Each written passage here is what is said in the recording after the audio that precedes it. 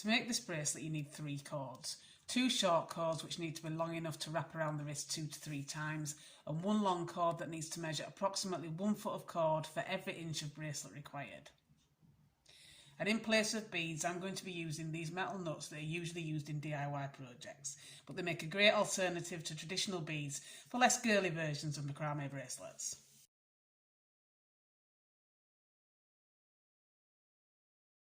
So I'm going to take the long cord to match up the ends and then run it through my fingers to find the centre.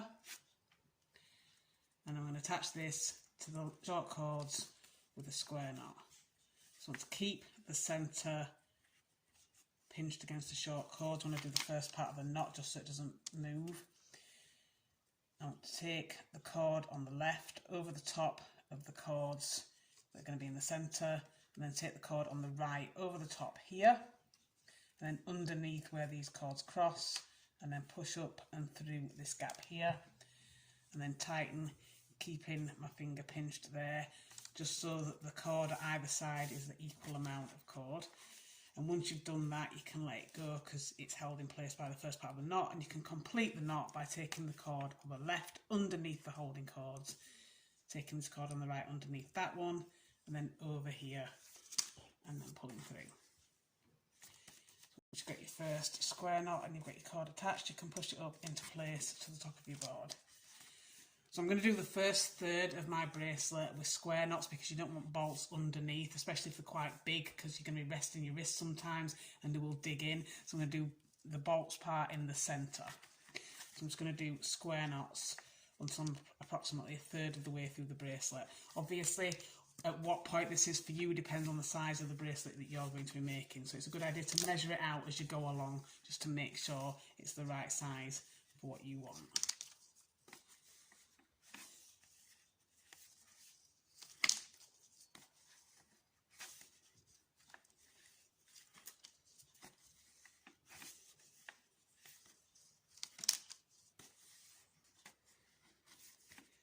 So once you've got the first third, as long as you want it, you can start adding your beads. So I'm going to push the first bead into place, and I'm going to add this one by taking the cords on the outside over the top of this bead and then doing a square knot to lock it in place. But there is another way that you can add beads, and that's what I'm going to do for the next bead. So that's now locked in place. I'm going to do another square knot after this one, and obviously you can add as many or as few square knots here as you want. It's really according to what kind of pattern you want to make. And I'm going to push up the next bead, but this time I'm going to thread the cord through. I'm going to thread the cord through on the right, and then I'm going to thread the cord through on the left.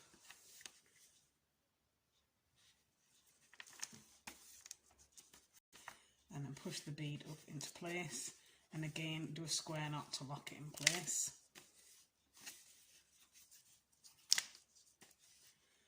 And then another square knot. And you can also do spirals in this centre section, which I think looks quite nice. So once I've done that, I'm going to add the next bead. And again, I'm going to do this one by running the cord through the centre. But like I say, really you can adjust this according to what you want your bracelet to look like. You could do them all this way if you wanted, or you could do them all that way.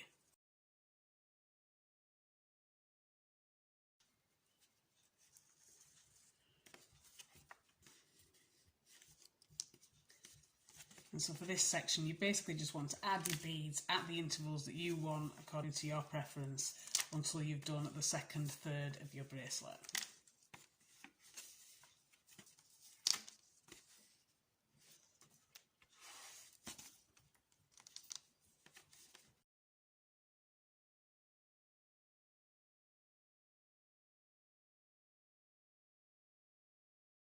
So to make it symmetrical here, I'm going to add the last bead the same way as I added the first one.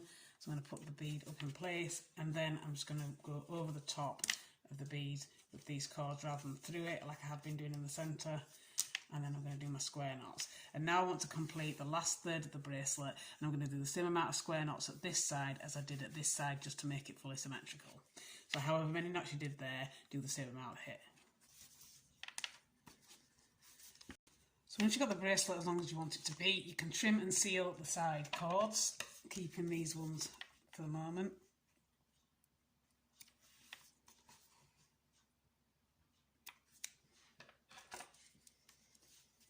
So I'm going to use a lighter to seal here, but you could use glue if you prefer.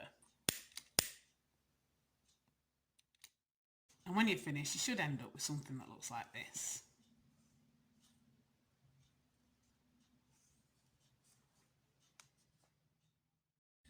So in the end, I decided to go for a sliding adjustable fastening on this bracelet so that you can just adjust it according to the fit, but you could just use tie-on ends if you prefer, or any other bracelet fastening that you wanted.